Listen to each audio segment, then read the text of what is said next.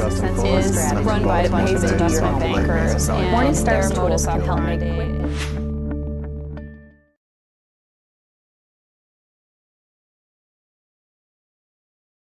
Charles Deveau, pour le présenter en 2 mots, il a créé sa boutique il y a 3 ans. Si vous avez entre les mains le dernier numéro de Morningstar Professional, vous verrez en page 13 un article qui est consacré à IVA, qui est la maison qu'il a créée avec un partenaire. Charles Deveau, ce qu'il faut savoir, c'est qu'il a travaillé avec Jean-Marie Éveillard pendant de nombreuses années. Jean-Marie Éveillard était le gérant fétiche de SocGen International SICAV. C'était une gestion très, ce qu'on appelle de bon père de famille, qui était parfois contrariant, qui a donné d'excellents résultats. Ça a fait partie des grands fonds. Et Charles Deveau, effectivement, pendant de nombreuses années, a expérimenté cette gestion. Je vais tout de suite lui passer la parole. Charles, je te remercie encore d'avoir accepté notre invitation et d'avoir fait le chemin des États-Unis jusqu'à Paris pour être présent avec nous. Donc, je pense que tu parles français plutôt qu'en anglais. Fais ta présentation. Oui, je parle OK, français. très bien. Merci beaucoup. Je ne suis... Qu'est-ce que tu as dit? J'étais un Américain qui... Non, je suis basé en Amérique, mais je ne suis pas encore américain. Alors, IVA, donc j'ai peu de temps, donc il faut filer. Oui. Donc, IVA, c'est quoi?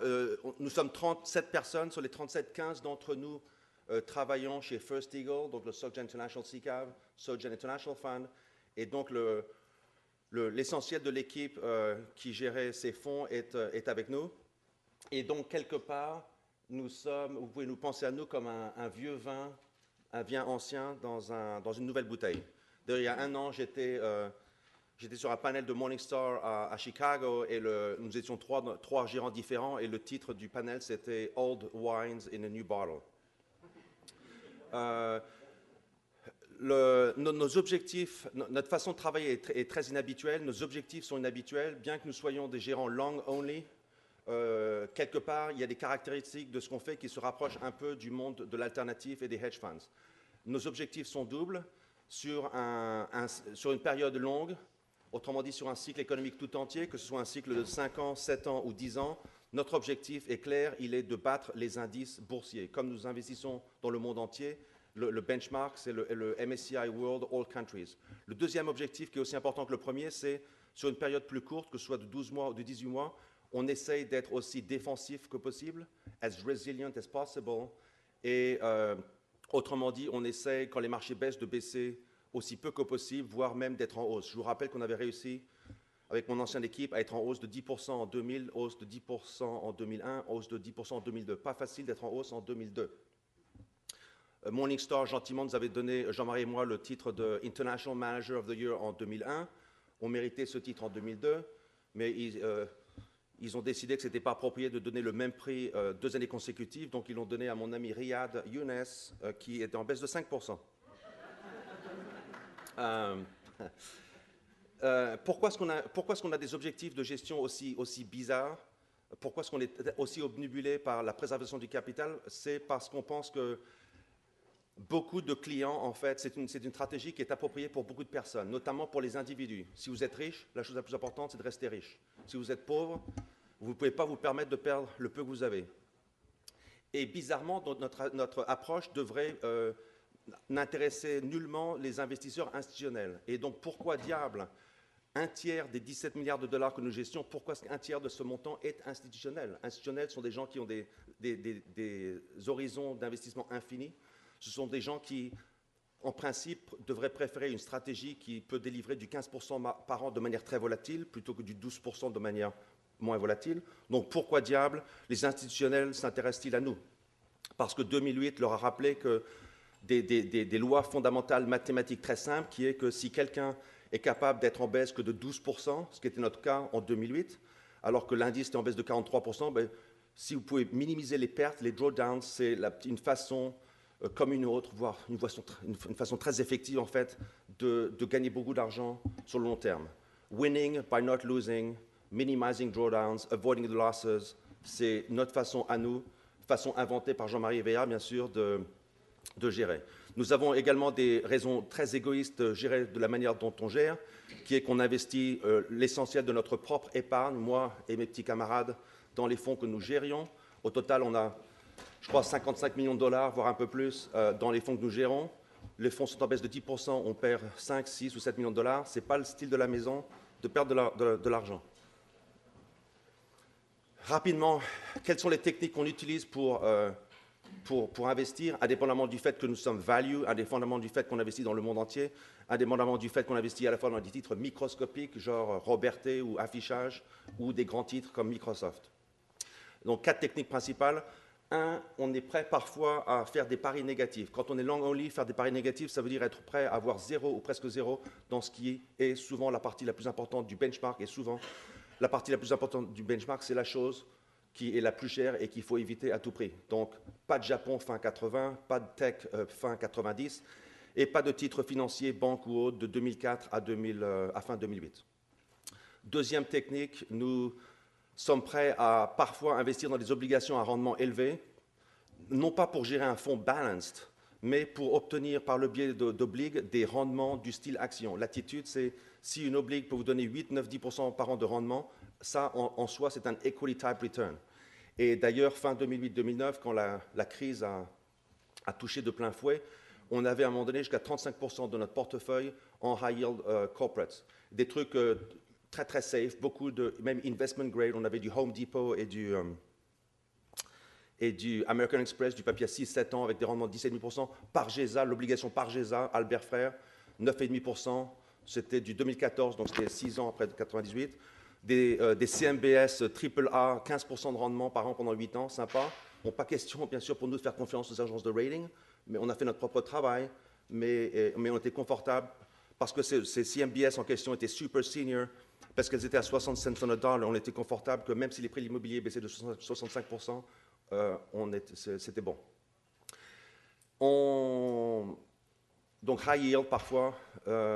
Également, on pense que l'immobilier et l'or sont des actifs importants. Donc parfois, ça nous arrive d'investir dans l'immobilier. On ne fait pas de la pierre en direct.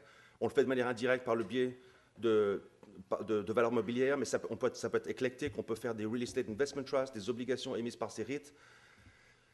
J'ai parlé des CMBS, c'était de l'immobilier après tout. Et bien sûr, comme nous sommes des value guys, comme on aime idéalement peu payer pour quoi que ce soit, idéalement, on voudrait avoir les choses pour rien en fait.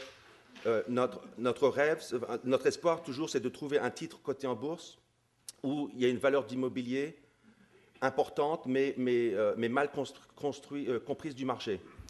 Et en fait, parce que souvent cet immobilier peut-être est porté au bilan, à l'actif du bilan, au coût historique d'il y a 80 ans, coût historique qui souvent est nettement inférieur à la valeur de la chose. Quelque part dans le passé, quand on avait du Galeries Lafayette, quand on avait du Tétinger, du Study Louvre, c'était avec l'entendement, la compréhension qu'il y avait des valeurs latentes cachées qui, nous semblait-il, étaient mal comprises du marché. L'or, parfois on a de l'or, pas toujours, il y a des moments où on n'a pas besoin d'or. Quand les actifs financiers sont très bon marché, il n'y a pas besoin d'une police d'assurance qui s'appelle or. Par contre, quand les actifs financiers sont plutôt chers, ça a du sens d'avoir de l'or. L'or, bien sûr, quand on achète de l'or, ce n'est pas dans l'optique d'obtenir des rendements type action. C'est une optique, d'ailleurs, sur 85 ans, je crois que l'or n'a monté que de 4% par an, ce qui est mieux que rien, après tout. Mais l'idée avec l'or, idéalement, c'est d'avoir de l'or comme police d'assurance, de l'or qui pourrait monter quand le reste du portefeuille peut-être baisse.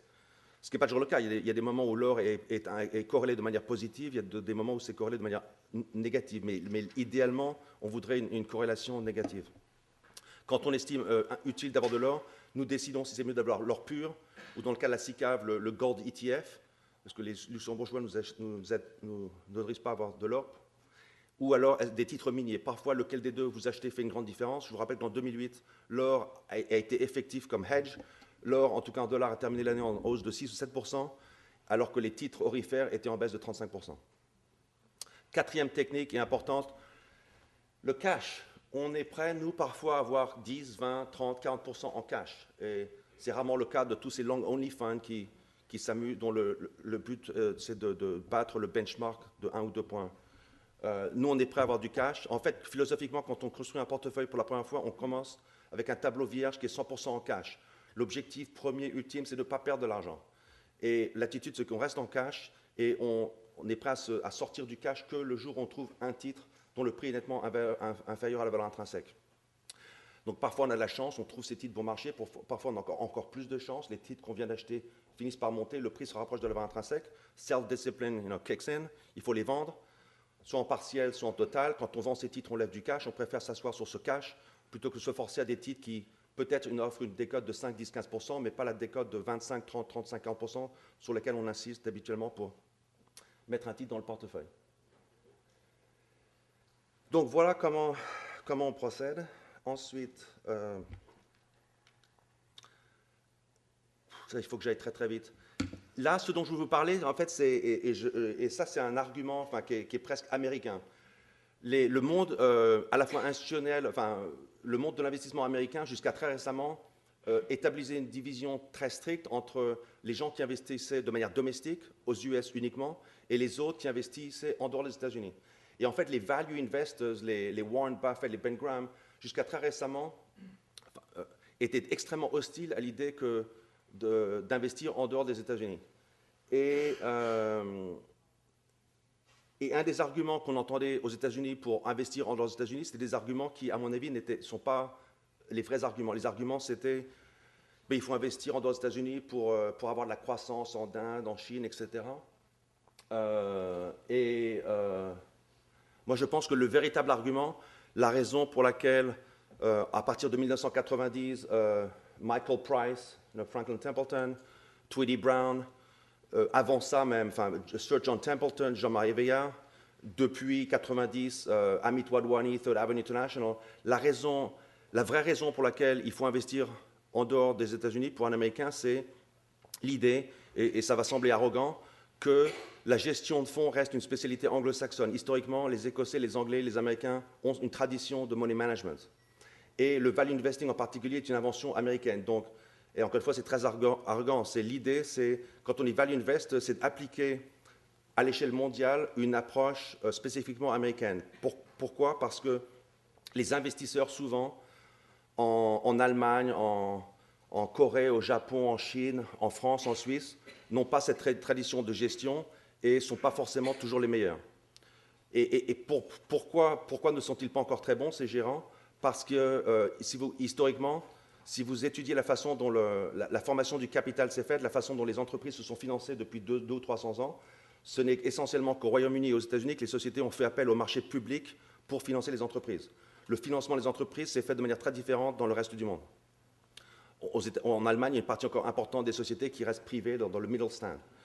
En Allemagne, en Corée, en Japon, vous aviez ces espèces de galaxies, les Shareballs, les Zaibatsu, où dans la galaxie, il y avait toujours une banque, une compagnie d'assurance, des participations croisées, et donc le financement se faisait de manière incestueuse, disons, sans jamais vraiment besoin de faire appel à l'épargne publique. Donc ces pays-là n'ont pas encore eu le temps de développer une connaissance, une expérience en matière de gestion de fonds. C'est en train de changer, bien sûr. Mais à notre avis, c'est ça l'intérêt de ce qu'on fait. L'argument à l'époque contre l'argument invoqué pour ne pas investir en dehors des États-Unis, à l'époque, c'était les normes comptables sont différentes, il n'y a pas assez de disclosure, etc. La réalité, c'est que les choses se sont beaucoup améliorées. Souvent, les Américains disent que c'est dangereux d'investir en dehors des États-Unis parce qu'on se fait souvent abuser, violer comme investisseur. Amusant, comme quoi ma première poursuite en justice, et c'était avec nos amis de Franklin Templeton Mutual, était contre une société américaine, Kohler. Une autre poursuite en justice, d'ailleurs, c'était la BRI, c'était pas brillant, de leur part.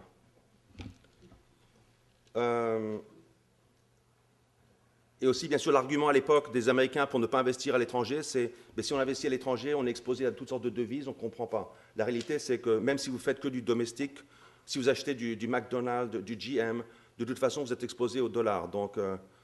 Et inversement, on peut très bien trouver un titre bon marché au Japon, et si on est agnostique sur le yen ou des doutes, on peut toujours se couvrir. Donc l'argument comme quoi il y a des problèmes de change n'était pas un argument valable.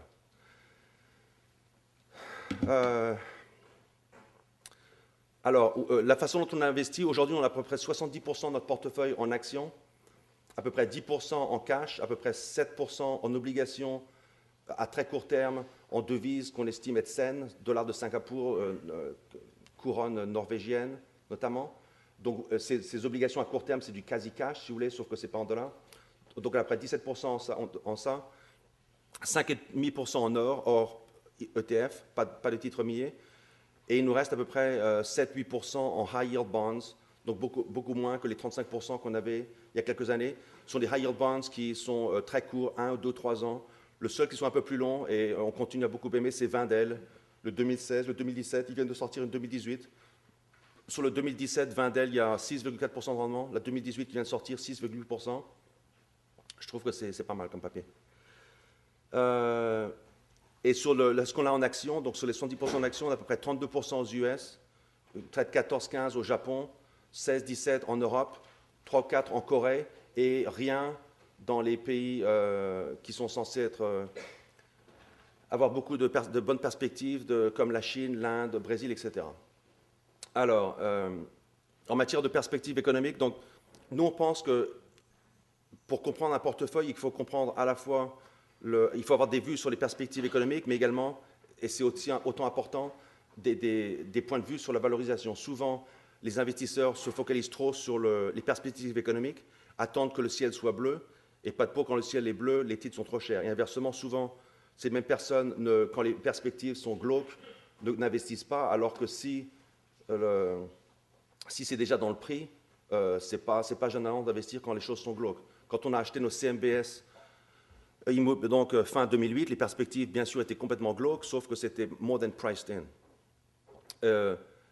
Inversement, le problème des investisseurs D-value, et c'est une des raisons pour lesquelles ils se sont tellement plantés en 2008, c'est que Buffett, Graham, etc., leur ont dit que tout ce qu'ils devaient faire, c'était du stock picking. Ce qui était peut-être valable à l'époque où il n'y avait pas de dette dans le système. Dans les années 50, 60, 70, il n'y avait pas de dette au niveau des particuliers, des entreprises, etc. Dans un système où il y a plein de dettes, il faut être fou allié, à mon avis, pour faire du stock picking sans essayer de comprendre un peu la macro. Comprendre la macro, pas dans le sens de deviner le futur. En anglais, on dit que Dieu connaît le futur et il ne nous dit pas ce que c'est. Faire la macro dans le sens essayer d'être attentif ici et là, essayer de comprendre où sont les excès en matière de crédit. Souvent, quand il y a une bulle du crédit, que ce soit comme en Amérique latine de 92 à 94, en Asie de 95 à 97, dans le monde anglo-saxon plus l'Irlande de 2002 à 2006, quand il y a une bulle du crédit, beaucoup de titres semblent bon marché, mais c'est sur la base de bénéfices qui ne sont pas durables. Et donc c'est ça le trap. Donc parlons rapidement des perspectives économiques. Notre vue aujourd'hui est la même qu'on avait depuis 2 ou 3 ans, qui est que la croissance économique dans le monde restera molle pendant de nombreuses années. Pourquoi? Parce qu'aux États-Unis, on pense que la croissance ne peut être que de 2 à 2,5%. Pourquoi? Parce que le gros de l'économie américaine, 71% de l'économie, c'est le consommateur. Le consommateur reste trop endetté. Quand ce sont les sociétés qui font des bêtises, les sociétés peuvent facilement émettre des actions nouvelles, rembourser la dette et recommencer fresh. Les particuliers, bien sûr, n'ont pas ce luxe, donc ça prend de nombreuses années que le taux d'épargne augmente un tout petit peu, que les gens puissent améliorer un peu leur bilan. Aux États-Unis, historiquement, 50% des nouveaux jobs ont résulté de la formation de nouvelles sociétés. Il n'y a encore aucune évidence aux États-Unis, il y a zéro de formation de nouvelles boîtes. Donc, la possibilité d'une réduction forte et rapide du taux de chômage aux États-Unis, à mon avis, n'est pas là. En Europe, on pense que la croissance va être encore plus molle qu'aux States, peut-être 1,5, 2, 2,25% dans les 4, 5, 6 années à venir. Alors l'Europe, bien sûr, c'est compliqué. Il y a des pays comme l'Allemagne, la Suisse, où il n'y a eu aucune bulle spéculative, pas de lending boom, très peu en Italie, finalement très peu en France ou aux Pays-Bas. Mais inversement, il y a eu toutes sortes d'excès dans tous les autres pays. Et pour compliquer la chose, bien que les Allemands et Suisses n'aient pas eu de bulle dans leur propre pays, leurs banques ont fait des bêtises en dehors de leur pays. Et bien sûr, on sait tous que les banques européennes restent insuffisamment sous-capitalisées. Et plus une banque est sous-capitalisée, plus c'est difficile qu'il y ait la croissance parce qu'elles ne seront pas prêtes à octroyer du crédit. Dans les pays émergents, oui, perspective légèrement mieux, mais sans plus. Pourquoi? Parce que la Chine, ne l'oublions pas, reste un pays exportateur. Donc si l'économie vasouille en Europe et aux States pendant de nombreuses années, quelque part, ça va affecter la Chine. Deuxièmement, les Chinois, réalisent qu'une partie de la reprise en 2009 chez eux était artificielle. Eux-mêmes, il y a une bulle du crédit colossale en Chine. Les politiciens en sont conscients et essayent, d'ailleurs depuis 18 mois, de faire un soft landing. Et la seule question en Chine, c'est est-ce que ce sera un soft landing ou est-ce que ce sera un hard landing? Incidemment, je suis complètement en désaccord avec un short seller qui est assez connu aux États-Unis, qui s'appelle Jim Chanos, qui pense qu'il y a une bulle en Chine aujourd'hui aussi grande, voire plus grande que ce qui s'est passé au Japon. Je ne sais pas quel genre de chiffres il regarde, je ne sais pas ce qu'il fume, mais ça me semble un peu excessif. La raison pour laquelle nous, on n'a rien en Chine aujourd'hui, donc ce n'est pas parce qu'on pense que ça va imploser, c'est pour des raisons de valorisation. Le marché chinois, qui vasouille depuis un an, cote encore 2,6 fois l'actif net, 12 fois le cash flow après impôt, et ça ne nous semble pas suffisamment bon marché. Et également, en Chine, quand il s'agit de faire du stock picking, dans l'ensemble, on n'aime pas les boîtes qui sont cotées en bourse en Chine. Idéalement, qu'est-ce que je voudrais acheter en Chine? Je voudrais acheter l'équivalent de Neopost, des Sealor, de L'Oréal, Robertet. Ces genres de business, ces bons business n'existent pas. En tout cas, ils ne sont pas cotés en bourse. Ce qui existe, c'est des trucs moches, l'acier, où peut-être que la demande pour l'acier augmente, mais vous courez le risque que les capacités de production augmentent encore plus que la demande. Ciment pareil, China Mobile, donc où vous êtes à la merci du régulateur, il y a un peu trop d'inflation en Chine, hop, pas de pot, ils ne peuvent pas augmenter leur prix, etc. Enfin, ça arrive même en Europe. Je crois comprendre que GDF Suez, le gouvernement ne leur a pas été très gentil il y a peu de temps non plus. Alors, le fait que la croissance économique risque d'être molle dans le monde entier n'est pas du tout une raison pour ne pas avoir beaucoup d'actions dans son portefeuille. Donc, je viens de passer 5 minutes pour rien, en fait. Pourquoi? Pour deux raisons. Un, la grande surprise de cette crise économique, c'est le fait que depuis 2 ou 3 ans, les sociétés dans le monde entier, pas que les Américains, on l'a même vu au Japon, les entreprises ont fait un effort extraordinaire pour réduire leurs coûts, à tel point que les marges de bénéfices aujourd'hui des boîtes sont aussi élevées que pendant la bulle, ce qui est hallucinant. Et je crois que dans certains secteurs, pas tous, ces marges peuvent être restées élevées pendant très longtemps. Et si c'est le cas, ça aide valuation, ça aide les equities. Deuxième raison pour laquelle les actions ont du sens en dépit d'une croissance molle, c'est parce que c'est la valorisation. Donc il y a des bonnes nouvelles. Un, la plupart des titres en bourse sont plus bas maintenant qu'il y a 3-4 ans. That's a good news. Deuxième bonne nouvelle, qui est associée, beaucoup de sociétés ont quand même assaini leur bilan depuis, sauf les banques européennes. Donc ça, c'est positif. Le marché, donc parlons de quelques marchés. Ce qui est amusant en Asie aujourd'hui, c'est que c'est frappant de voir à quel point les petits titres sont bon marché par rapport à grands titres. Ce qui est souvent le cas d'ailleurs en Asie, donc rien de nouveau sous le soleil. Mais c'est amusant parce qu'aux États-Unis, c'est exactement le phénomène inverse. Aujourd'hui, aux États-Unis, plus les titres sont grands, plus c'est bon marché. En Europe, les titres nous semblent... c'est pas facile en Europe de trouver des choses très bon marché. Les choses bien sont assez chères. Ce qui n'est pas cher en Europe sont les choses pas bien et les banques sont capitalisées. On a parlé, j'ai expliqué pourquoi on n'a pas de titre en Chine. Même topo pour l'Inde, la valorisation est trop élevée. Et on pense aussi qu'il y a beaucoup de secteurs industriels en Inde qui ne sont pas suffisamment compétitifs et donc où les sociétés pour l'instant ont des marges très élevées. On pense que ce n'est pas durable. Dernier point sur l'or. Pourquoi on a encore 5,5% en or alors que les cours ont été multipliés par 6 depuis 10 ans? D'abord, multiplié par 6, ce n'est pas forcément spectaculaire. Je vous rappelle que dans les années 70, les cours de l'or ont été multipliés par 20. Deuxièmement, avoir de l'or, quelque part, c'est une façon d'exprimer son scepticisme à l'égard des politiciens, des gouvernements, des banques centrales. Et j'ai des bonnes raisons de penser qu'il faut être sceptique. L'or, en quelque part, c'est une devise, c'est une monnaie. Or, les grandes monnaies mondiales sont suspectes. L'euro, le dollar, le yen. C'est trop tôt de... Alors, et on peut pas, c'est pas comme si on pouvait mettre ses avoirs dans la devise de Singapour ou la couronne norvégienne. Donc, quelque part, l'or, c'est sympathique. Ce qui aide l'or, bien sûr, c'est tant que les taux d'intérêt réels sont négatifs ou bas, ça peut aider l'or. J'ai du mal à imaginer dans un proche avenir des taux d'intérêt réels très élevés. Et ce qui m'intrigue aussi avec l'or, c'est le fait qu'en dépit du fait que ça a beaucoup monté, ça me semble être sous-détenu. Normalement, quand quelque chose monte beaucoup, Tout le monde en a. Les titres technologie, les chauffeurs de taxi, les belles-mères, tout le monde avait de la tech. On n'en est pas encore là sur l'or. Il y a un mois ou deux, il y a un grand investisseur institutionnel américain qui s'appelle University of Texas, Austin, qui a fait un splash en disant qu'ils venaient d'acheter 1 milliard d'or sous forme de barres, qui dépose d'ailleurs à côté de notre or à HSBC New York. Et donc ça faisait sensation. Donc l'idée qu'un institutionnel achetait de l'or et 1 milliard de dollars, pour eux, c'est 4% de leurs actifs, right? Ça faisait sensation. Et donc ça dit à quel point ce n'est pas encore mainstream d'avoir de l'or. Et ça, je trouve ça encourageant. Et dernier point, bien que les cours des titres miniers ont infiniment moins monté que l'or, bien que les multiples auxquels ces titres cotent sont moins exagérés qu'avant, je pense que de manière intrinsèque, les titres miniers ne sont pas suffisamment bon marché pour les acheter. Et je pense aussi qu'un risque que vous courez si vous achetez des titres orifères, c'est,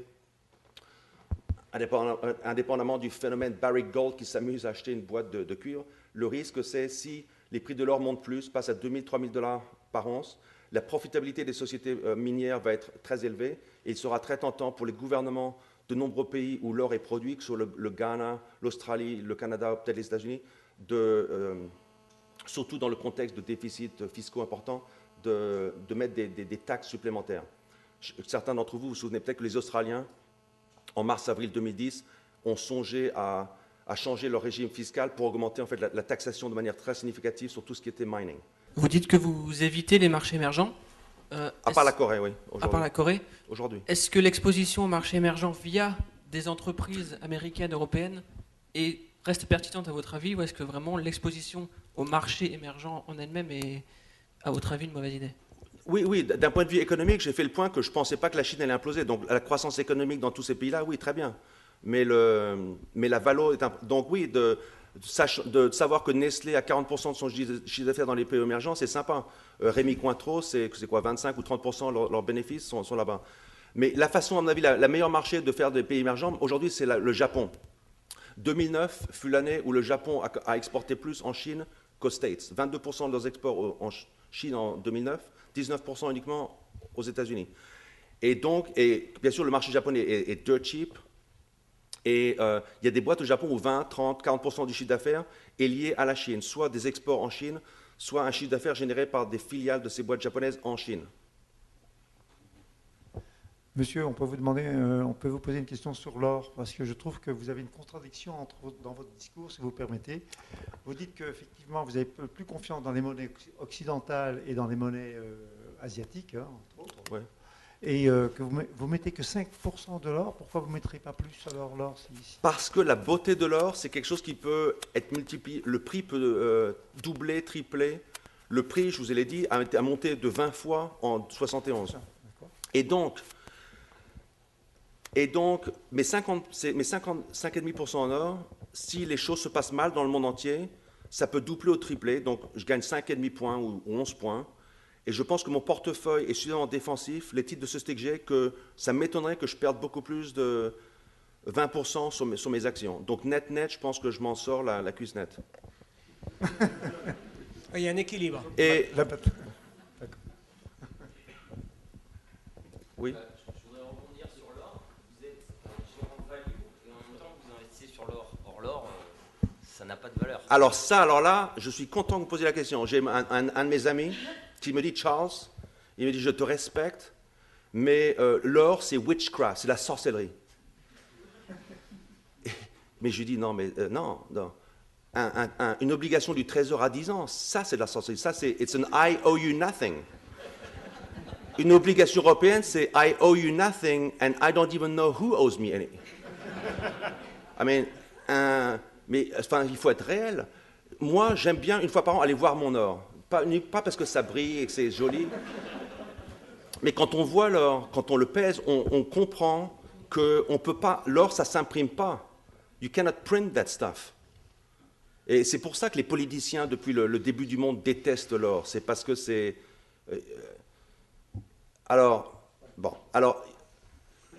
Donc, ce que je viens de dire, c'est quoi? Je viens de dire que l'or a une valeur intrinsèque. Donc, deuxième question, quelle est cette valeur intrinsèque? Comment savoir si l'or, c'est bon marché à 1000 ou pas? Right? Le concept, il est simple. Il faut voir l'or par rapport aux actifs financiers. Donc, mais relatif dans le bon sens, dans le sens contraste. Quand les actifs financiers sont bon marché, tel qu'il était en 1982. En 82, les obliques du Trésor américain avaient des rendements de 15%. Le S&P était à 7 fois les bénéfices, des bénéfices déprimés parce que l'économie vasouillait depuis 7-8 ans. Le rendement moyen sur la base des dividendes, à l'époque, c'était 6,8%. Quand les choses sont très bon marché, qu'est-ce que très bon marché veut dire? Ça veut dire que le prix est nettement inférieur à la vraie valeur. Price is what you pay, value is what you get. Plus quelque chose est à un prix nettement en dessous de la valeur, plus la différence de margin of safety vous donne l'assurance. Gratuitement, you get the insurance for free. Donc pas besoin à ce moment-là d'acheter de l'or. Et surprise, surprise, en 80-82, bizarrement, c'était justement quand les prix de l'or étaient au plus haut, quand vous n'en aviez pas besoin. 20 ans plus tard, mars 2000, les actions, pas toutes, pas les small and mid cap, mais la plupart des actions avaient flambé, la bulle technologique, etc. Et donc, comme investisseur, vous deviez de réduire votre participation en actions. Et ça avait un sens, parce que les actions étaient grossly overvalued, d'acheter la police d'assurance qui s'appelle l'or. Surprise, surprise, c'était le plus bas de l'or, 255 $ l'once. On était à 255 en 99, on est retombé à 90 en 2001. Donc, autour de 2000, c'était le plus bas. Et donc, ce que je vous dis, c'est que si demain, les prix des actions ont baissé de 30%, et si on pensait que les valeurs intrinsèques des sociétés ne baissent pas d'autant in the meantime, si les actions devenaient très bon marché, j'ai plus besoin de mon or. Je le vends, mon or. Et je le vends que ce soit 1500 $ l'once ou 1000 $. J'en ai pas besoin. Est-ce que cette explication vous aide ou pas? Oui, récemment, dans le Financial Times, ils ont mentionné la première fois les banques centrales du Mexique et autres banques centrales commençaient à acheter de l'or au lieu de vendre. Et la Chine notamment, bien sûr. Oui. Est-ce que vous avez basé votre analyse sur ces faits ou vous avez non, déjà fait avant que... plus les banques centrales achètent de l'or, plus je suis tenté d'en vendre. Non, acheter de l'or, c'est exprimer l'idée qu'on ne peut pas faire confiance à ces gens-là. Keynes, dans les années 20, a écrit un papier magnifique sur l'or. Il a dit, l'or va perdre de son aura, son charisme. Pourquoi? Parce que l'or, avec le gold standard et le gold exchange standard, de plus en plus, n'est plus utilisé dans les mains poisseuses des hommes. De plus en plus, l'or est englouti dans les coffres des banques centrales. Et il a compris que ça allait tuer l'or. Et donc, plus je vois l'or sortir des banques centrales, être utilisé par les gens, plus ça renaît, plus ça revit comme devise. Monsieur? Oui, écoutez, ce que vous dites, monsieur, est extrêmement intéressant et je souscris parfaitement à ce que vous dites. D'ailleurs, c'est très courageux parce qu'en effet, ça paraît totalement désuet que de penser qu'un investissement en or soit un investissement effectivement digne de ce nom pour un investisseur, qu'il soit privé ou institutionnel. Alors, deux choses peut-être. Premièrement, c'est vrai que si on prend le cours de l'or dans les années 80-81, 800, quelque chose comme 850 $. Très brièvement, on était à 650 6 mois Tout à fait, 850 $ l'once. C'est vrai que si on calcule la valeur actuelle... Avec l'inflation, c'est 2200. Exactement, oui. Monsieur. Ça, c'est le premier point, vous avez parfaitement raison. Et qu'il y a 2-3 ans, si on évoquait ce point, on se serait fait mettre au piquet, si je puis dire. Oui. Or, la vérité, aujourd'hui, l'or est à 1500 $ l'once, à peu près. Oui. Bon. Le potentiel, et vous avez raison de l'évoquer, je pense que le potentiel, en effet, si on calcule en dollars constants, on serait bien à 2200, 2400 $ l'once. Ça, c'est un premier point. Le second point, et je vais conclure là-dessus, c'est qu'il semblerait, enfin, si on s'informe sur Internet, il semblerait que dans les banques, enfin plutôt là où aux États-Unis on stocke, à Fort Knox, bien connu avec le film de James Bond, là où on stocke l'or, il semblerait... Synthèse, monsieur, juste parce qu'on a... D'accord, juste je vais terminer. Il semblerait qu'en réalité, on n'ait plus de l'or à 100%, mais qu'on ait de l'or qui soit mélangé avec ce qu'on appelle vulgairement de l'or blanc, mais qui est en fait du platine. Et ça, ce platine, on pourrait, certains disent qu'en fait, il s'agit du recyclage de platine qui viendrait de l'armée américaine et qui porterait sur plusieurs centaines de tonnes et qui aurait été mélangé avec de l'or, et c'est la raison d'ailleurs pour laquelle on a refusé, et que effectivement la Banque centrale refuse tout audit depuis plusieurs années sur ce point. Alors, juste, quelle est votre question? Est-ce qu'il y a une fraude sur l'or de la réserve Voilà, américaine? alors ma Ok. question est simple, c'est effectivement sur cette fraude sur l'or. Non, mais mais ma réponse est simple, c'est qu'on n'a pas besoin que l'or soit une fraude pour que ça reste intéressant intellectuellement. Bon, un point que je veux faire quand même, c'est une chose que je n'aime pas sur l'or. Une question a été posée, pourquoi 5,5 simplement? Ça me dérange que depuis 3 ans, l'or soit corrélé de manière positive aux actions. En 2008, c'était simple. En 2008, les actions, les obliques baissent, l'or monte. Ça, c'est très bien. Quand je vois année après année l'or monter avec mes actions, ça me dérange. Et d'ailleurs, à court terme, quand les marchés baissent, l'or en général baisse avec. Et donc, je comprends qu'à très court terme, l'or n'est pas vraiment un hedge en ce moment. Ouais. Une toute dernière question, madame, question brève et élancée. Quelques mots sur les banques européennes. Vous pouvez nous développer votre vision plutôt négative? Enfin, je lisais l'autre jour que les banques européennes en moyenne cotaient 84% de la valeur d'actifs nets comptables, je crois. Bon. Et donc ça paraît bon marché, mais je sais pas, le stress test qu'ils ont fait, c'était complètement bidon. Les banques européennes, nous semblent, c'est l'évidence biblique, très sous-capitalisées. Le fait qu'ils n'arrivent pas à restructurer la dette grecque, c'est parce que ils admettent que les banques sont pas suffisamment fortes pour absorber le choc. Et je crois, en 2008, j'ai expliqué que les investisseurs value s'étaient pris une gamelle puisqu'ils ont oublié le big picture. Et ça, c'était pas très criminel, parce que Buffett avait dit, ne regardez pas le big picture. Donc ça, je ne les blâme pas. Mais là où je les blâme, c'est que règle numéro 1 du value investing, c'est pas suffisamment qu'un titre, c'est pas suffisant que le titre soit bon marché, le prix par rapport à la valeur, il faut que ce soit safe and cheap, l'expression de Marty Whitman, Third Avenue. Or, parce que de plus en plus de boîtes ont fait jouer l'effet de levier financier, parce que les sociétés financières et les banques sont devenues de plus en plus sous-capitalisées, les value investors n'avaient pas le droit de détenir ces titres. Il y avait des value guys aux États-Unis qui avaient Fannie Mae, Freddie Mac, l'effet de levier 100 pour 1. Mais c'est criminel. Et d'autant plus qu'il y avait une façon détournée. Quand les boîtes sont trop endettées et que vous voulez faire du value investing, qu'est-ce que vous faites? Mais vous regardez au-dessus, les obligues. Just go one notch high in the capital structure. It's not difficult. Buffett, fin octobre 2008, il écrit dans un journal de gauche, le New York Times, Now is the time to buy American equities. Maintenant, il faut acheter les titres US. Non? Pourquoi US? Parce qu'à l'époque, les titres étrangers avaient beaucoup plus baissé. Bon, il voulait être un peu patriotique, Obama, etc. Fine. Mais regardez ce qu'il a fait plutôt que ce qu'il racontait. Il a acheté du high yield. Et je ne parle pas des preferred de Goldman et G. Il a convaincu Tiffany's de lui émettre du high yield à 10%. Vulcan Materials, 10%. Sealed Air, 12%. Harley Davidson, les motos, bon, c'était un peu iffy, 15%.